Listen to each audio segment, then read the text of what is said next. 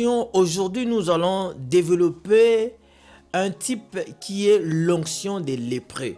L'onction des lépreux. Alors, vous allez remarquer, je vais faire un peu quelques exercices avec vous, c'est-à-dire prendre l'action, comment ça se passait dans l'Ancienne Alliance ou l'Ancien Testament, et voir son accomplissement ou sa réalité dans la Nouvelle Alliance. Parce que ne faut pas oublier que toute écriture qui est inspirée d'Elohim est utile pour corriger, pour instruire et ainsi de suite. Alors, remarquez bien aimé dans Adonai, dans l'onction des lépreux, je vais prendre cet exemple et prendre aussi un homme que je vois bien, je peux illustrer là, avec qui on a vu trois types d'onction se manifester en lui. Il s'agit de David. Le roi David, c'est bien-aimé d'Adonai. On retrouve en lui les trois types d'onction. Alors, dans notre enseignement, nous allons développer tous ces parties-là, tous ces parties pour aller savoir chaque onction que David avait eue et qu'est-ce que cela a par rapport à notre vie aujourd'hui ou à la vie de la Nouvelle Alliance dont nous sommes les bénéficiaires aujourd'hui. Alors, remarquez bien aimé dans Adonai, l'onction des lépreux, ça se passait comment? Dans l'Ancienne Alliance, si nous prenons par exemple Lévitique chapitre 14, verset 14 à 17, là-bas vous allez comprendre cette onction de lépreux dont je suis en train de parler. Mais avant de rentrer dans les développements, j'aimerais d'abord faire savoir à quelqu'un, parce que tu me suis peut-être là, c'est la première fois de me suivre, tu peux te dire, bon écoutez, tu peux te dire, bon, l'onction de lépreux, qu'est-ce que cela a avec le Saint-Esprit? Oui, il y a quelque chose là-dedans. Donc, comme je disais tantôt, l'onction d'huile dans l'Ancienne Alliance ou dans l'Ancien Testament était l'image du Saint-Esprit ou de l'Esprit d'Élohim. L'onction d'huile était l'image de l'Esprit d'Élohim. Alors, remarquez très bien, je vais prendre quelques écritures qui vont venir me soutenir là-dedans. Donc, les écritures que je vais prendre ici, ça serait d'abord pour vous mettre confortable, vous mettre à l'aise de savoir que très souvent, quand on parle de l'onction d'huile dans l'Ancienne Alliance, c'était l'image du Saint-Esprit. Premier élément, nous allons prendre ce qui est écrit dans Psaume 23, verset 5. J'aimerais lire ça avec vous. Je sais bien, il est écrit où David dit: tu oins d'huile ma tête et ma coupe déborde.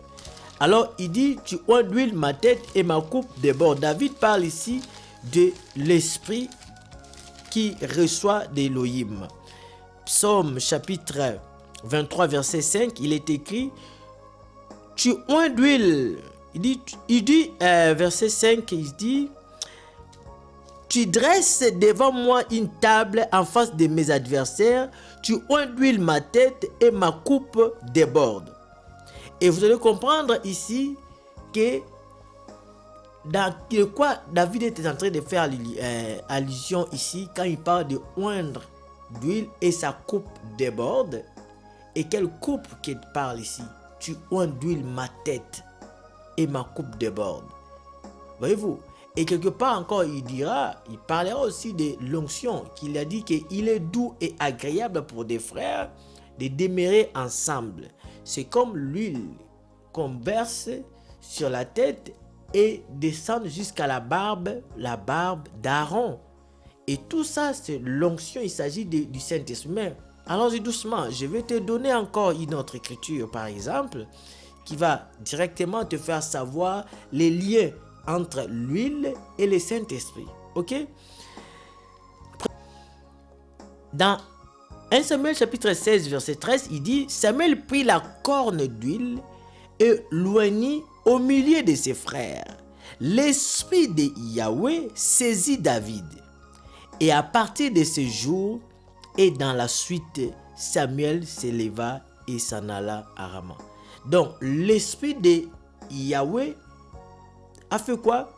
A saisi David. Quand Samuel le prophète a pris l'huile, il a versé sur la tête de David. Et c'est là où David, la Bible dit, l'esprit de Yahweh l'a saisi. Ça, jusqu'à là encore, ça paraît peut-être vraiment chez toi, bon, est-ce qu'on peut faire les liens? Oui. Le seul lien ici qu'on a ici, c'est vraiment que l'huile est l'image du Saint-Esprit. L'huile est l'image de l'Esprit et nous allons continuer à les démontrer encore. Je mérite de donner encore d'autres écritures qui vont te soutenir dans cette idée pour savoir que l'huile dans l'ancienne alliance était l'image du Saint-Esprit ou de l'Esprit de Yahweh. Je te donné des exemples. Je te prends encore un autre exemple. Prenons par exemple dans la vie de Yeshua. Luc chapitre 4 verset 18. Il est écrit, Yeshua va dire, l'esprit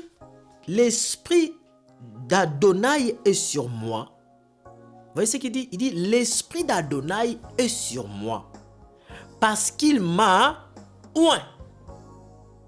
Voyez-vous, on peut continuer à la suite. Mais moi, je veux vous prendre ici pour comprendre. Ce n'est pas que je prends un verset hors contexte. Non, on est vraiment, ici, il démontre l'esprit qui est sur lui.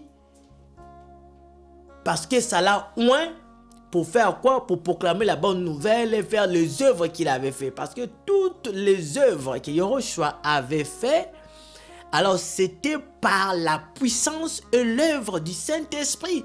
Sans la puissance et l'œuvre du Saint-Esprit, Yahushua Mashiach ne pouvait rien faire. Et même Elohim Yahweh lui-même, sans la puissance de son esprit, qui est le Saint-Esprit, alors il ne pouvait pas créer au commencement. Et le Saint-Esprit aussi, lui-même, sans le Père, alors rien n'allait se réaliser. C'est bizarre. Mais ça, petit à petit, nous allons percer ces mystères et nous allons quand même prendre du miel ou le miel qui est à l'intérieur de cela. Je bénis Adonai, ok?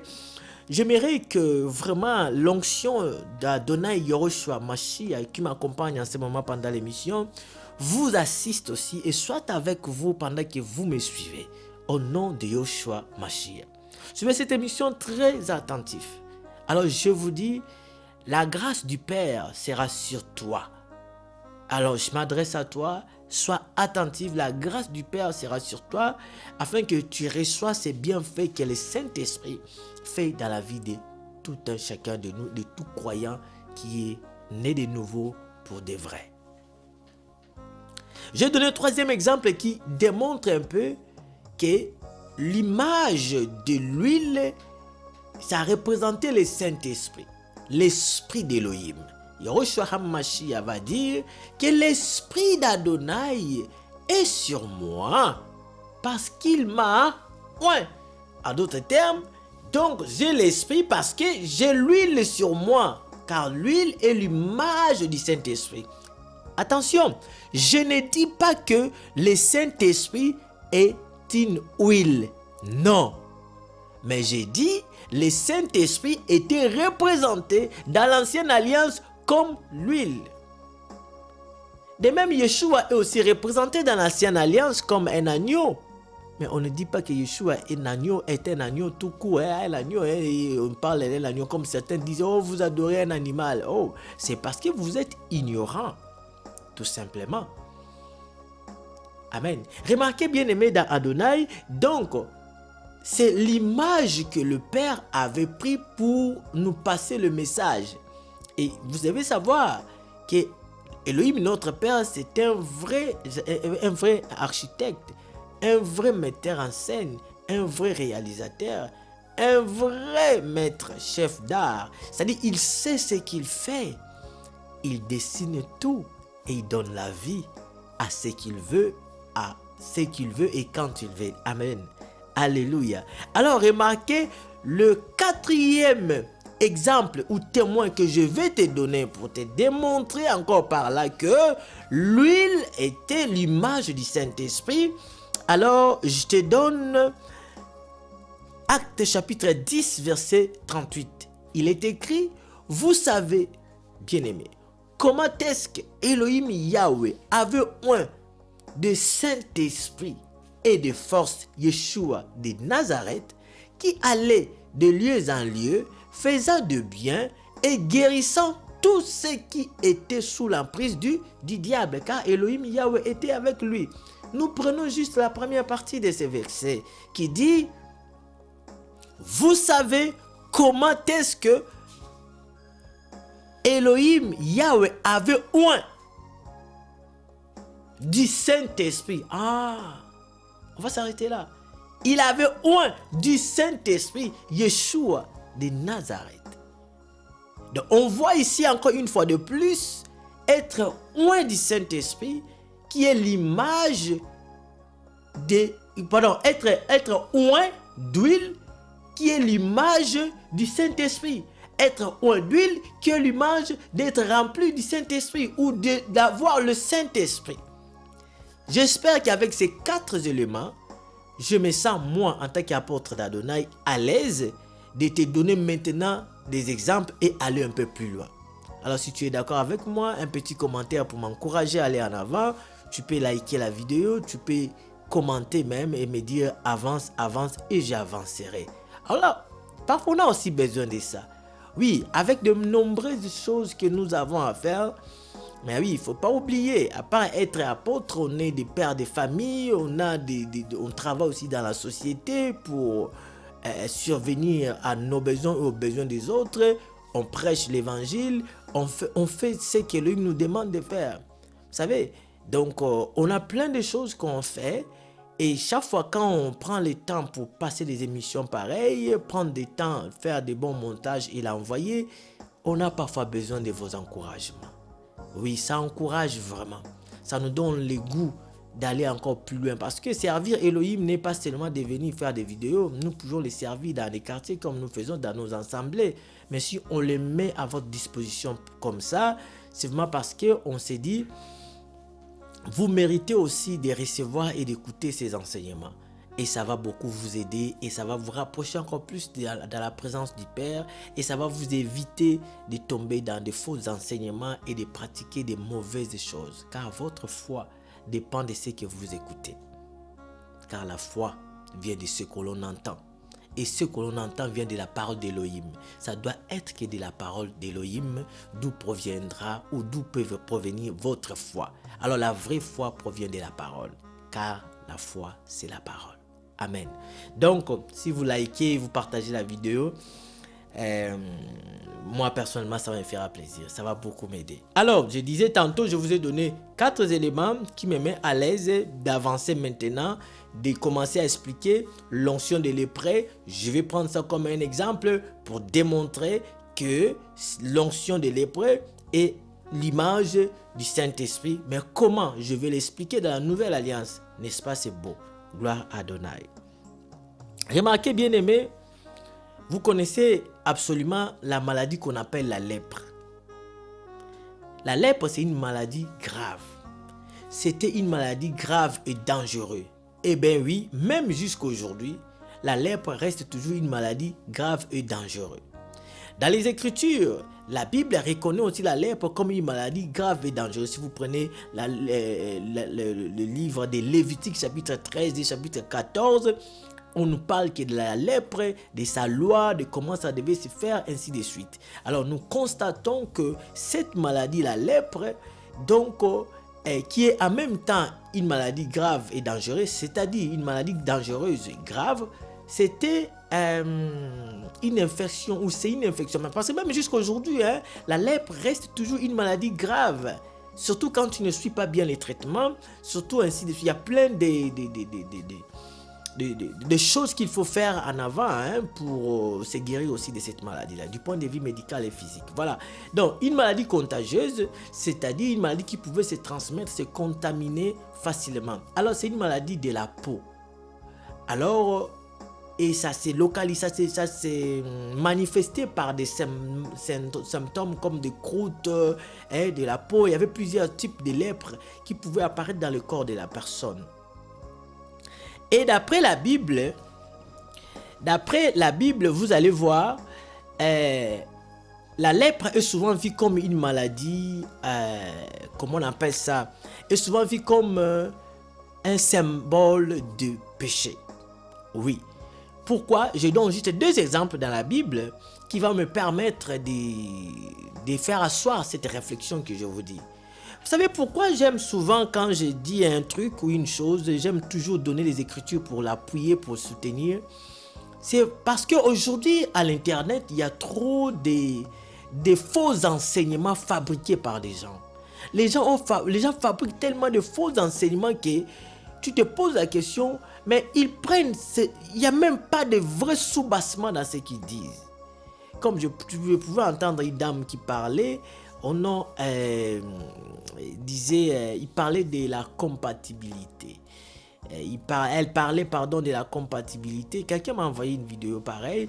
Voilà ce que la dame dit. Elle parle de la compatibilité. Elle dit que vous pouvez vous marier, mais si vous n'êtes pas compatible, ça ne va pas marcher. C'est-à-dire, il dit aussi que vous pouvez être en amour. Vous pouvez aimer une femme, la femme peut vous aimer, vous aimez, et vous êtes mariés, ainsi de suite, tout ça là, mais vous risquerez de vivre dans la souffrance, et surtout si vous n'êtes pas compatible.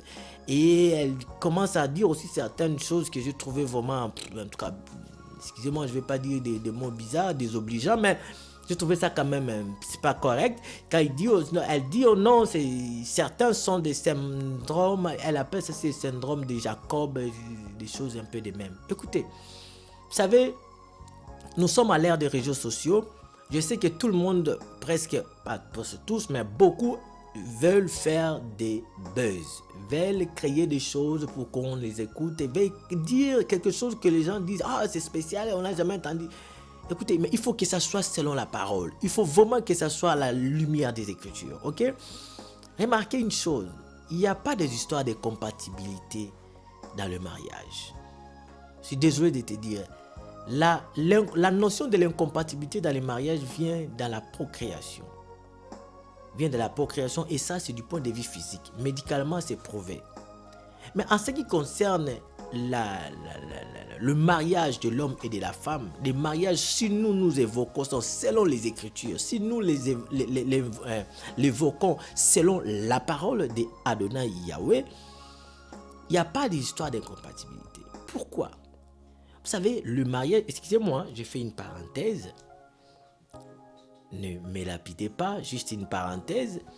Vous savez, le mariage qui est fait selon la volonté d'Adonai, c'est un mariage parfait.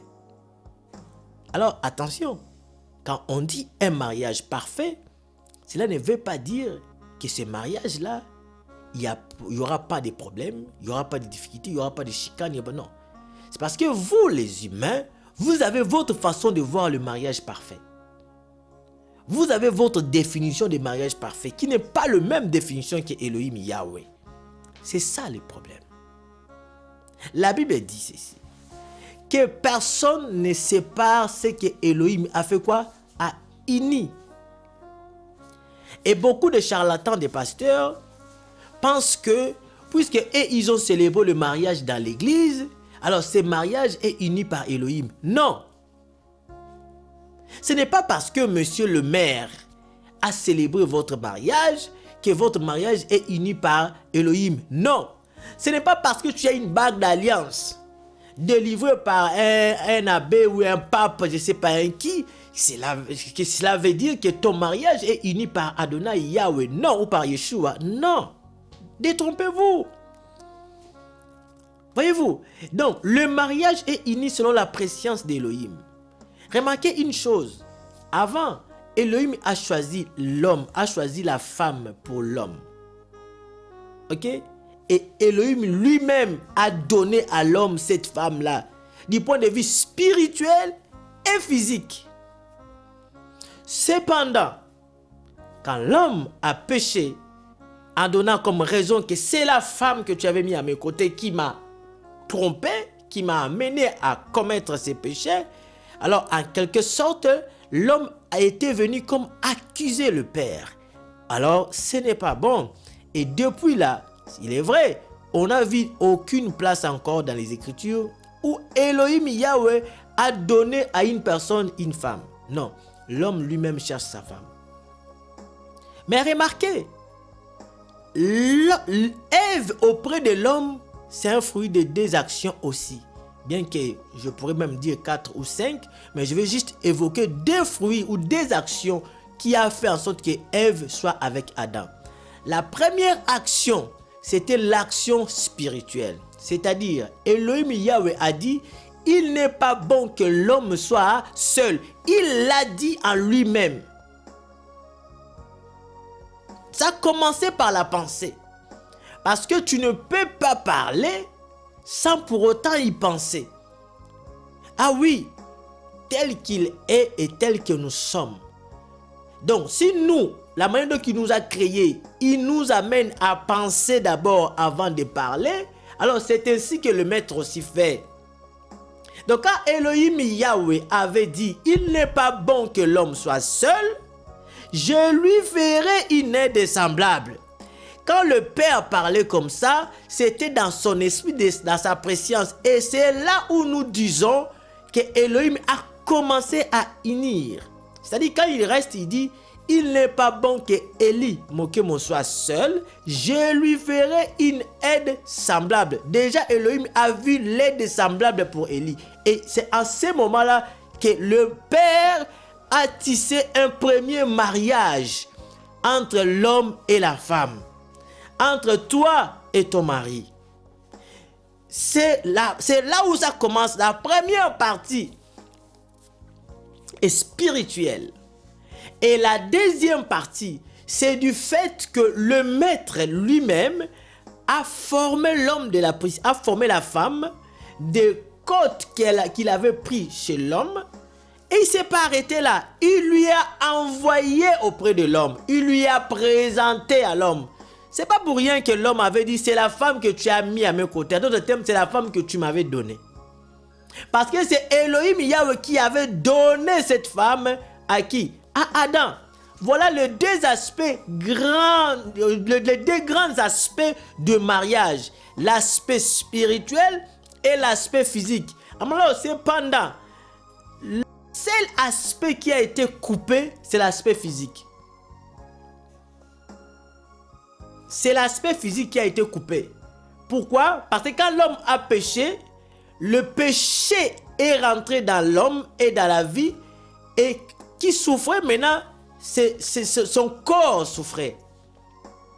On dit à la femme, tu accoucheras avec souffrance. C'est la chair. À l'homme, tu mangeras à la sueur de ton front. Souffrance physique. Est-ce que vous comprenez? Mais la partie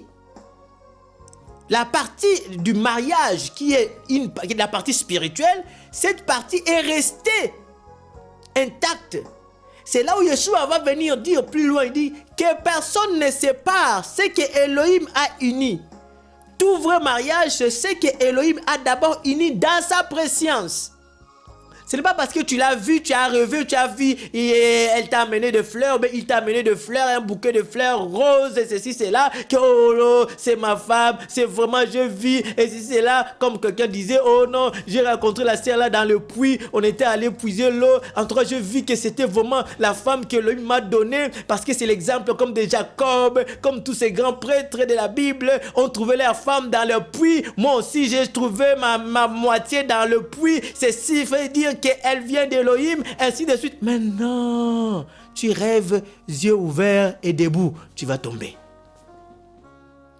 Une parenthèse là, comme je disais, là je le ferme bientôt. Donc, vous comprenez un peu? C'est-à-dire, aujourd'hui, si tu trouves la femme que Elohim avait unie pour toi, tu vas l'aimer, vous allez vous aimer et vous allez faire votre foyer et personne ne peut vous séparer. Il n'y aura pas des histoires d'incompatibilité ou quoi que ce soit. Ça, c'est des enseignements charnels.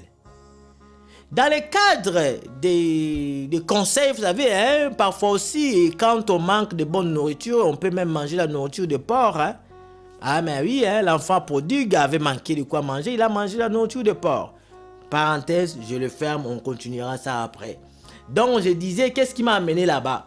C'est que souvent, quand je veux donner une position des Écritures, une position ou expliquer ou donner un enseignement, j'aime bien donner ou justifier ma position par rapport aux Écritures. C'est-à-dire, en fait, j'aime bien que les Écritures justifient la position que moi je prends. Parce que je prends la position des Écritures. Alors, comme je disais tantôt, la lèpre c'était une maladie qui symbolisait le péché. Étant dans la lèpre, démontrer le péché. C'est vrai, c'est une maladie contagieuse. Même jusqu'à aujourd'hui, si tu te mets en contact avec quelqu'un, tu peux l'attraper parce que c'est une maladie contagieuse qui se transmet par contact direct. En médecine, on a des maladies qui se transmettent par gouttelettes de salive. Quand je parle comme ça, si vous me regardez de près, il y a des gouttelettes de salive qui partent, qui sortent. Et ces gouttelettes-là, si par exemple quelqu'un est malade, à travers sa salive, tu peux attraper la maladie. Il y a les gouttelettes de salive, il y a comme l'influenza, comme la grippe, ça se transmet par les gouttelettes de salive. Ok? Des choses qui sortent, des éternuements qui sortent au niveau des narines, et ainsi de suite. Ça aussi, ça fait partie des maladies, des choses qui peuvent, de voies de contamination. Par voie aérienne, par l'air, parce que là où nous sommes, nous respirons l'air. Comme la tuberculose, ça se transmet par voie aérienne. Comme on avait comme de Covid, la Covid, ça se transmettait par les voies aériennes et contact direct et par gouttelette aussi. Voyez-vous, il y a toutes ces choses-là. Il y a d'autres par contact direct, seulement tu l'as. Il y a d'autres qui se transmettent par les voies sexuellement transmissibles, par le sexe, d'autres par le sang. Parce qu'il y a d'autres maladies qui ne se transmettent que par le sang. Ainsi de suite. Bon, ouais, c'est un peu une partie un peu de la santé que je voulais faire. Donc, la lèpre, c'est une maladie contagieuse qui symbolisait le péché. Je donne un exemple. Dans Nombre, où on voit Myriam, par exemple. Si je peux le prendre avec vous, vous connaissez ça, j'espère bien. Nombre où, quand Myriam avait commis, Myriam avait péché, c'est-à-dire Myriam, quand elle avait critiqué Moïse, elle et Aaron, la Bible dit quoi? Élim s'est énervé. Il dit, mais Myriam, vous n'avez même pas eu crainte de mon serviteur Moïse, à qui je lui parle face à face. S'il s'élève au milieu de vous un prophète, donc moi je lui parlerai par des songes, par des énigmes, par des signes. Il n'en est pas ainsi de mon serviteur Moïse, avec qui je parle face à face, sans énigme. Il voit ma représentation. Vous n'avez même pas eu crainte de lui. Tout ça pourquoi? Parce que Moïse était parti prendre une femme étrangère. Et Myriam a parlé. Myriam était aussi appelée prophétesse à l'époque parce qu'elle prophétisait aussi. Mais remarquez comment cela arrive. Cependant, elle l'a fait avec Aaron. Aaron était sacrificateur, aussi l'image. Le péché n'est pas tombé sur Aaron, c'est tombé sur Myriam. Les signes que nous avions constatés, c'était quoi? On a vu Myriam avoir la lèpre comme signe de péché. Quand on voyait la lèpre qui était sur Moïse, sur Myriam, on voyait les signes de péché. Et de même quand Moïse était allé rencontrer Elohim Yahweh dans la buisson ardent, pendant les signes, Elohim lui a dit quoi? Mets ta main sur ta poitrine et fais-le sortir. Quand il fait sortir, il voit, il y avait la lèpre. C'est cette lèpre-là que Myriam avait eue. Mais c'était dû au péché. Ok? On prend encore un autre exemple pour démontrer que la lèpre c'est le péché. C'est le signe de péché. On prend l'exemple de ce monsieur qui s'appelait Géasi. Géasi avait eu la lèpre de Naaman. À cause de quoi? À cause de ses péchés. Du fait qu'il a menti. Il a menti et puis il a escroqué. Vous savez l'histoire? Alors, voyez-vous déjà, ces deux types d'histoires donc, qui sont bibliques nous démontrent que la lèpre était l'image du péché. Bon, maintenant, ok, vous allez comprendre. Si nous prenons maintenant l'histoire de l'onction d'huile de lèpre, on voit que les lépreux, pour qu'ils soient purifiés et qu'ils retournent dans la société, il y avait deux choses qui devaient se passer. On voit le sang et on voit l'huile. Moi, je prends juste ces deux choses. Il y avait des rituels, plusieurs choses, comme vous savez, hein, Moïse, comme on sait, quoi, et la loi a plusieurs trucs. Et moi, je prends juste ces deux choses, ok?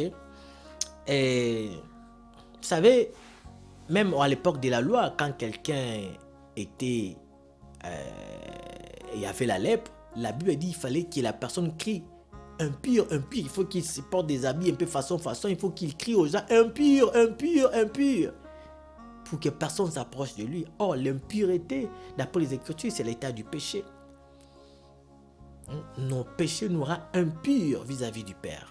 Ok? Donc la lèpre était cette image-là. Alors ceci pouvait attraper tout le monde. La lèpre, l'image du péché. Et regardez, il y a deux caractéristiques quand on veut parler de la purification de lèpre.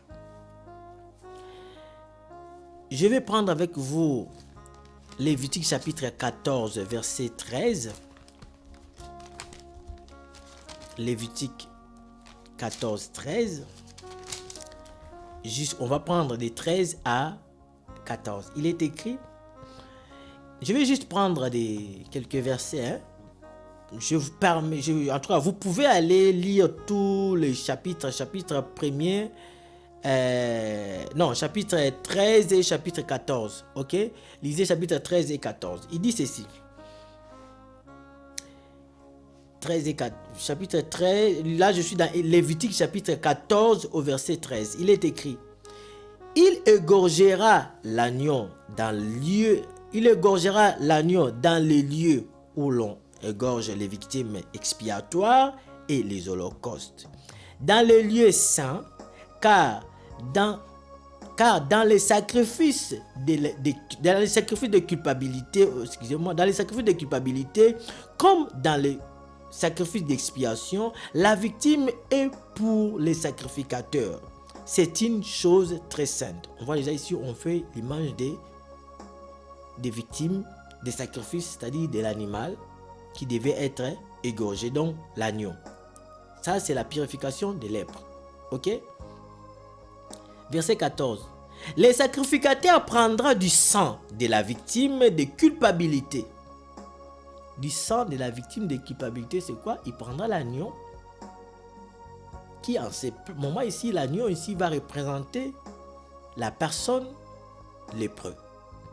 Et automatiquement, l'agneau devient victime de la culpabilité de la personne, car l'agneau là, la personne va se faire représenter par cet agneau. Dit que les sacrificateurs prendront du sang de la victime de culpabilité. Il la mettra sur le lobe de l'oreille droite de celui qui se purifie, sur le pouce de sa main droite et sur le gros orteil de son pied droit. Ainsi de suite. Donc il va prendre le sang, ok, de ces victimes de culpabilité. Il va mettre ça dans le lobe de l'oreille droite de qui? De la personne qui vient pour se purifier, là, de sa lèpre.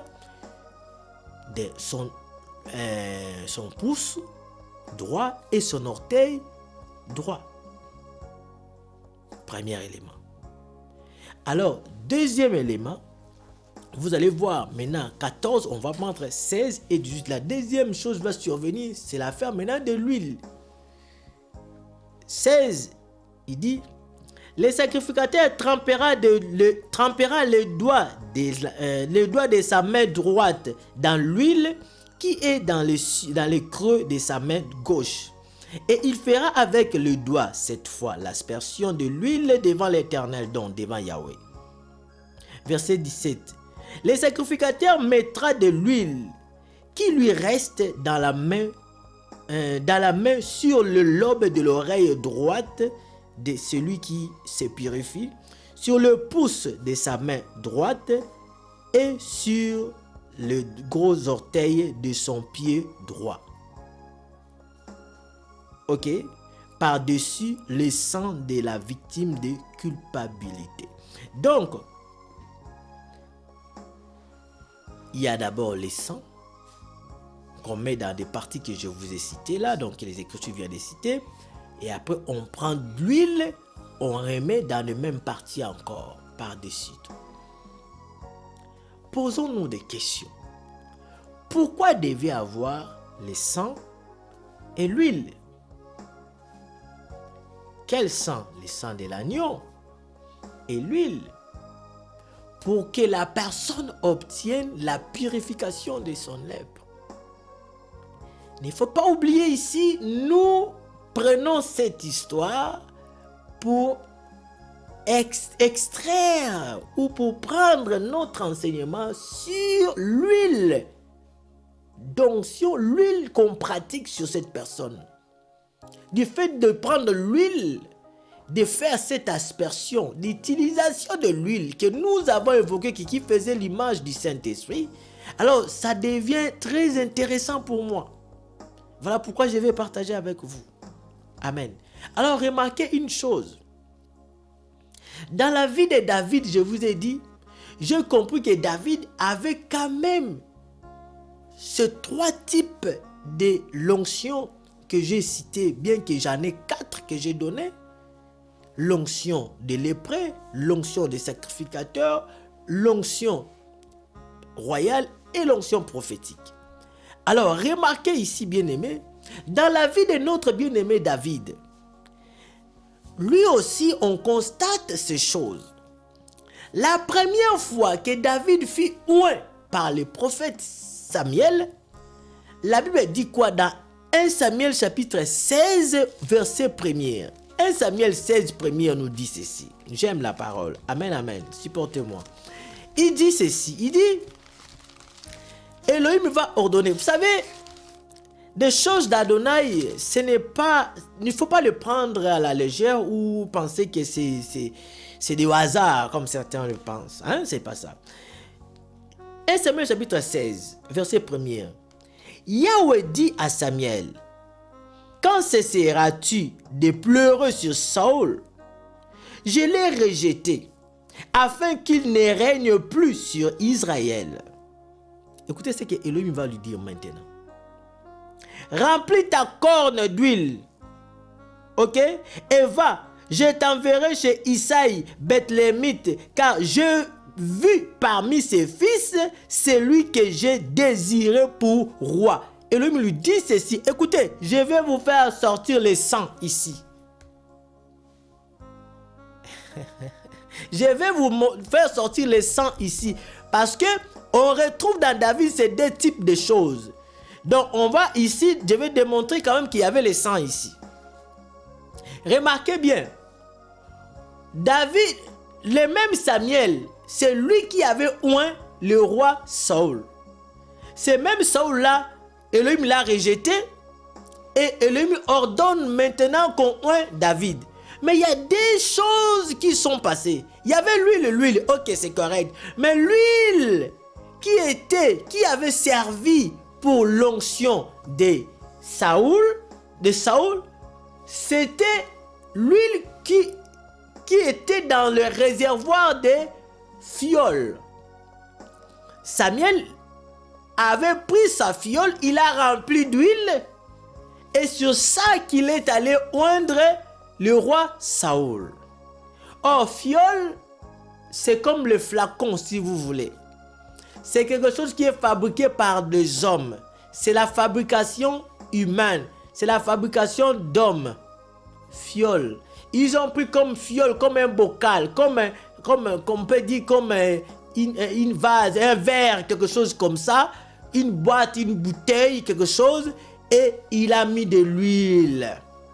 Fabrication de main d'homme, de l'industrie des hommes, c'est qu'il y a une durée limitée, c'est qu'il y a ceci, c'est là avec tout ce qu'on connaît de l'imperfection de l'homme. Voilà pourquoi pauvre Saül, rien que la manière dont il a été oint, on voyait déjà que ça devait s'arrêter bientôt. Mais c'est pas ça notre débat ou notre enseignement. On pourra développer ça plus tard. Ok. Remarquez, nous retournons maintenant chez David. Mais chez David, nous voyons la différence. La Bible dit, celui-ci, on va prendre maintenant la corne d'huile. Et lui dit ceci, remplis ta corne d'huile. Il lui donne ici comme recommandation. Cependant, pour Saül, c'était pas la corne qu'il avait pris. C'était le fiole. Je sais pas, vous pouvez aller chercher cette écriture, sinon je pouvais vous chercher ça, mais... je crains que ça me prend un peu le temps. Ça nous prend le temps par rapport à l'émission. Donc, vous allez comprendre que pour Saül, La Bible a dit dans 1 Samuel chapitre 10, verset 1er, il est écrit, Samuel prit une fiole d'huile qu'il répandit sur la tête de Saoul. Voyez-vous? Mais cependant pour David, c'était la corne d'huile. Il a pris la corne et lui-même lui dit. Parce que je sais que si Elohim ne l'avait pas dit ça, Samuel allait prendre peut-être la corne, le fiole encore. Peut-être, j'ai dit peut-être. Mais attends, pourquoi quand il était question de oindre Saoul, Elohim n'avait pas ordonné à ce que ça soit la corne d'huile? Donc, Samuel avait la corne et avait aussi des fioles. Parce que ici, dans 16, Elohim va dire à Samuel d'utiliser la corne. Or, nous savons bien, hein, la corne, c'est comme on dit en lingala, maseke. La corne, ça vient des animaux, ou ça vient d'un animal.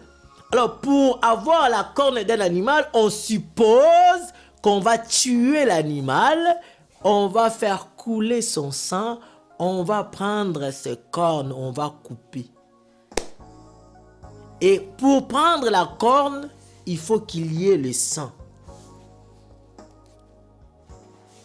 Donc, on voit dans la consacration de David, pour sa première fois, on voit l'image du sang à travers la corne et on voit l'image d'huile, on voit l'huile qui est l'image du Saint-Esprit. Maintenant, David encore, c'est l'ombre. Mais, excusez-moi, mais dans la réalité, qu'est-ce que cela veut dire? Aïe, aïe, aïe, j'aime ça.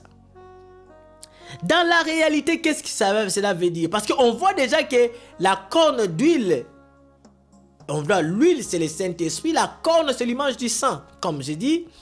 Maintenant, dans la nouvelle alliance, dans la vie des chrétiens, tu vas me dire, ah apôtre, tous ces scénarios que tu m'expliques, tu me montres là, mais moi, je ne me retrouve pas. Je vais savoir aujourd'hui, moi je suis croyant, je suis né de nouveau. Bon, moi je suis quelqu'un qui... Qu'est-ce qui se passe dans ma vie? Qu'est-ce que cela a l'impact dans ma vie chrétienne aujourd'hui? C'est là où maintenant, ça devient encore très nécessaire ou très important. Oui, même ce que j'ai expliqué, c'était très important. Pourquoi? Parce que il fallait comprendre ça avant de bien saisir ce que je vais expliquer maintenant. Dans la nouvelle alliance maintenant, dans la vie des disciples de Yeshua Mashiach, qu'est-ce que nous constatons? Nous allons aller prendre avec vous Jean chapitre 20. Jean chapitre 20.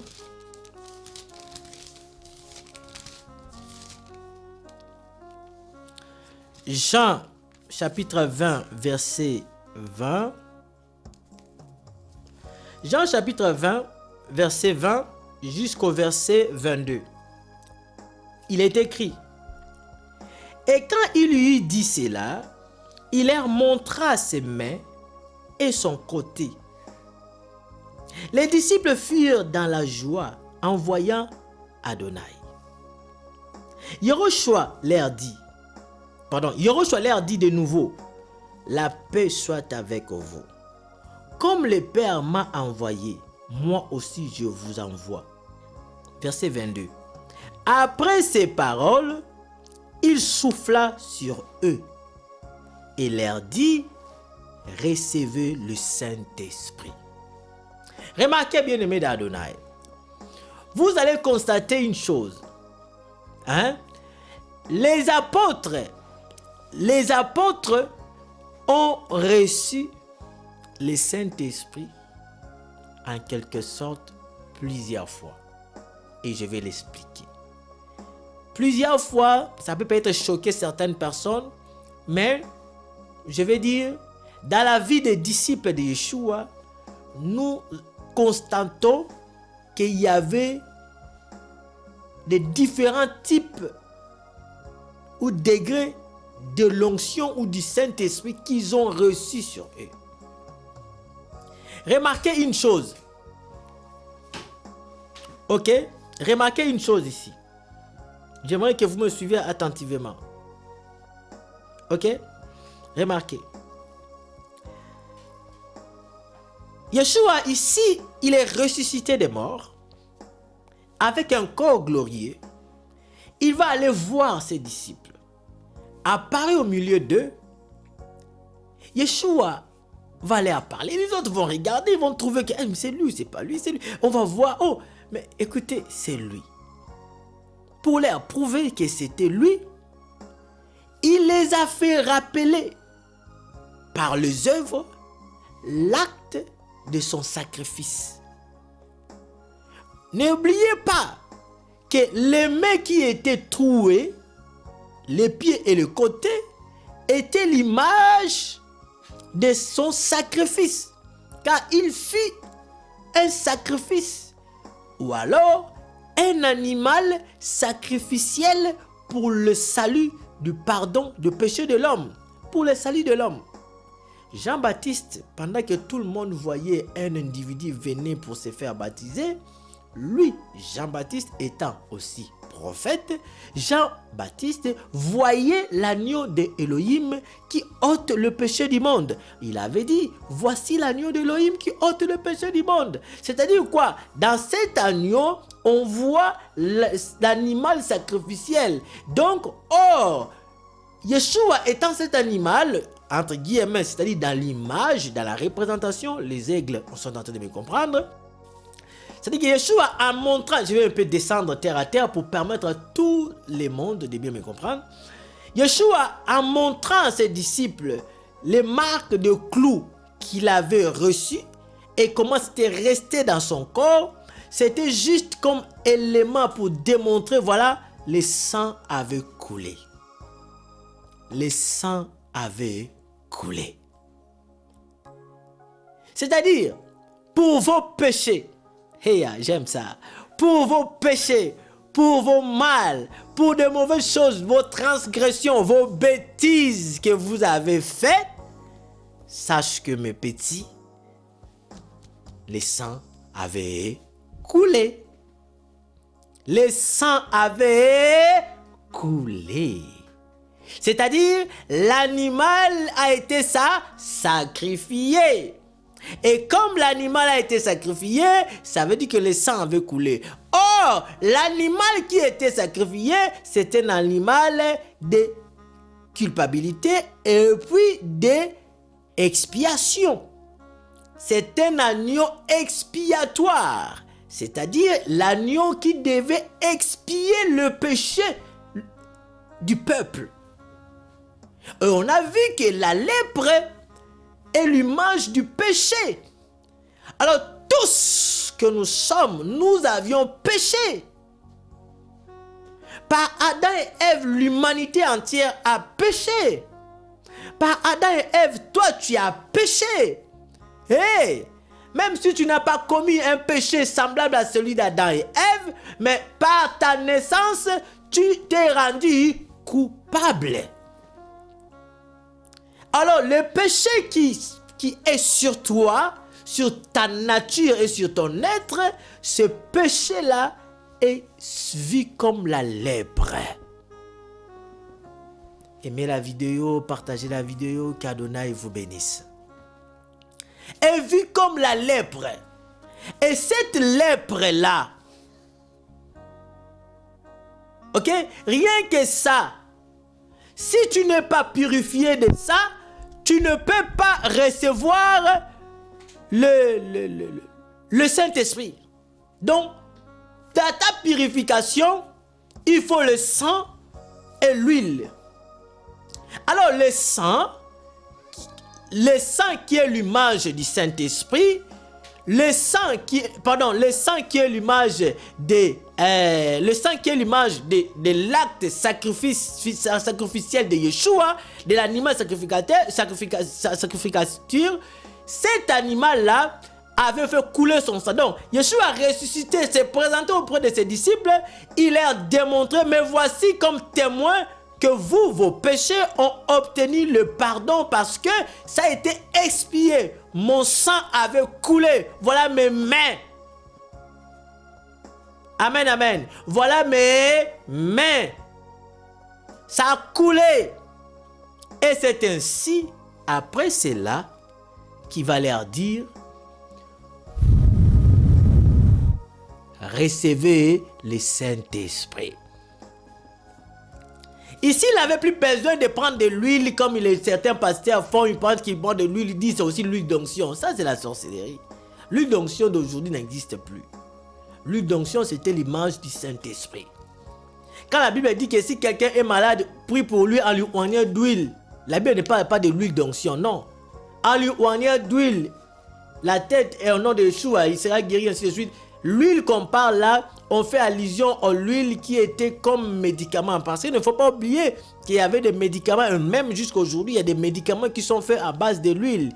Et à l'époque, on soignait avec de l'huile aussi. En autre terme, c'est comme le médicament qu'on pouvait utiliser, mais en même temps en priant pour la personne.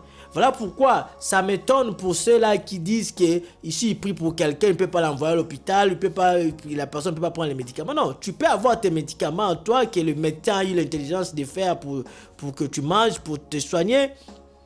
Bien que le médicament ne te guérit pas, peut te soigner, mais c'est au nom de Yeshua Mashiach par la prière que tu obtiendras la guérison. Voyez-vous? Alors l'huile qu'on parle là, ce n'est pas l'huile d'onction, c'est l'huile comme un support de médicaments. Comme tu peux amener la prescription que le médecin t'a donnée comme médicament, et tu en as là, je peux prier pour toi, et puis je peux te dire, prenez-les, et puis tu seras guéri, ou bien tu es guéri, continue à les prendre, tu es guéri. Comme si aussi, je peux aussi prier pour toi sans médicament, sans quoi tu es guéri. Est-ce que vous comprenez? Voilà, il faut un peu faire la part des choses. Donc, bien aimé dans Adonai, l'huile, donc le Saint-Esprit maintenant, ici on n'avait plus besoin de prendre l'huile parce que c'était la réalité. Le Saint-Esprit est venu dans la vie des disciples pour la première fois ici quand Yeshua est ressuscité, ils ont reçu le Saint-Esprit. Alors ceci veut dire quoi? Toute personne qui croit à la mort de Yeshua, que Yeshua était mort sur la croix pour ses péchés, alors cette personne, dès qu'il croit à cela, il reçoit par Yeshua le Saint-Esprit. Oui, il reçoit par Yeshua le Saint-Esprit. Première partie. Il reçoit par Yeshua le Saint-Esprit. Donc, c'est comme l'onction de lépreux. Ce qui s'est passé. Chez tous les croyants, c'était ainsi. La première partie de l'onction, ils reçoivent le Saint-Esprit. Comment? En croyant à l'œuvre rédemptrice de Yeshua Mashiach. En croyant à sa mort sur la croix. Je sais que la mort sur la croix scandalise les témoins, scandalise le musulman. Il n'aime pas entendre ça. Mais je vous dis parce que c'est là où il y a le pardon du péché. Le diable aussi n'aime pas ça. Et je vous comprends. Je n'ai pas dit, mais je dis, je vous comprends. Donc, l'œuvre de la croix, c'est l'œuvre du salut. L'œuvre de la croix, c'est ce qui nous a apporté le salut de Yeshua Mashiach. Pour recevoir le Saint-Esprit, vous devez croire que Yeshua a été mort à la croix pour tes péchés, pour vos péchés. Vous devez croire. Alors, je m'adresse à une personne. Si tu veux recevoir le Saint-Esprit dans ta vie, la première partie, la première onction, tu dois croire à Yeshua comme Adonai et Sauveur et qu'il était mort pour tes péchés et ressuscité pour ta justification. C'est la première partie qui fait en sorte que tu reçois le Saint-Esprit. Si tu ne crois pas, tu ne recevras pas aussi. Maintenant, le Saint-Esprit que tu reçois comme en première partie, c'est ce qu'on dit, c'est tous les chrétiens ont cela. Tous les chrétiens nés de nouveau en esprit et en vérité ont cette portion du Saint-Esprit. C'est comme la foi. Ah oui. C'est par là maintenant, tu vas te naître avec une foi. La foi que tout le monde peut avoir, cette petite foi. C'est petit, mais ça peut faire des grandes choses. C'est petit. Mais la foi, comme je dis, c'est un grain. Je vais vous donner une révélation. La foi, c'est un grain. Et qu'est-ce qui fait un grain? Petit que ça soit, il est appelé à faire quoi? À grandir, à grossir, à produire, ainsi de suite. Hein? Toi, depuis que tu es converti, tu as toujours cette petite foi-là, comme foi des grands de Sénévé, comme foi des grands de... Non, non, non, ça c'est grand de Sénévé, c'est la foi de convertis, de nouveaux convertis. Le grand de Sénévé, c'est la foi de nouveaux convertis. Voilà les apôtres, c'est à partir d'ici qu'ils reçoivent la position maintenant. Parce que beaucoup de choses qu'ils ont fait même pendant qu'ils étaient partis faire certaines choses là, il n'y avait pas encore l'affaire. On voit l'exemple de Paul, Pierre aussi qui va régner, Yeshua, et ainsi de suite. Après, c'est ici que les choses commencent. Yeshua a ressuscité des morts, il a été crucifié, il est mort, ressuscité, il a apporté le salut, il démontre que c'est lui qui était mort sur la croix pour nous, et par son œuvre de la croix, par sa mort, par sa crucifixion, nous avons obtenu la rédemption de nos péchés. C'est alors que nous recevons le Saint-Esprit. Alors, première partie, c'est un peu comme ces graines de Sénévé, les graines de foi que tu as, qui est censé de grandir. Voilà pourquoi vous allez constater quand je vous parlerai maintenant de la deuxième portion ou la deuxième partie du Saint-Esprit qui est l'onction sacerdotale. C'est là où vous allez comprendre maintenant comment est-ce que cela est appelé à grandir. Oui, jusqu'à arriver au niveau où Yeshua a dit que l'onction est sur moi. Jusqu'à ce que vous allez comprendre aussi quand on parle de l'onction royale, ça veut dire quoi? L'onction prophétique, c'est quoi? Et vous allez distinguer. Alléluia. Amen, amen, amen, amen, amen, amen. Amen. Donc, par là, vous allez comprendre que votre foi est appelée à grandir. Arrêtez de rester foi comme grain de sénévé. Ça a évolué. Tu ne peux plus rester à ce stade-là. Les grains doivent évoluer, va grandir, va grossir. On voit ça même les grains, comment on appelle ça? Même les grains de riz. Les grains de riz, quand tu les prépares, qu'est-ce qui fait que ça devient comme ça? Donne l'impression comme si c'était devenu beaucoup. Non, c'est parce que ça a pris de volume.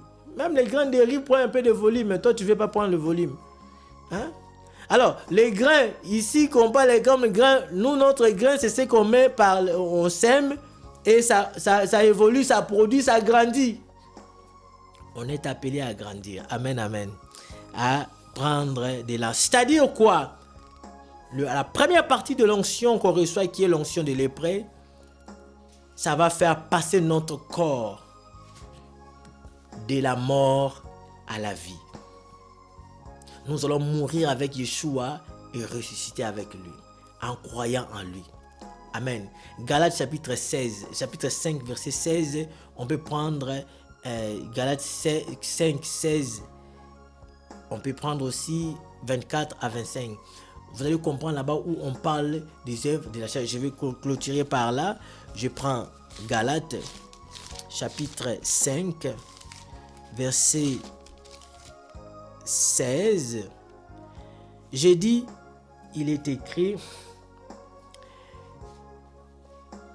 Marchez, j'ai dit donc, marchez selon l'esprit et vous n'accomplirez pas les désirs de la chair.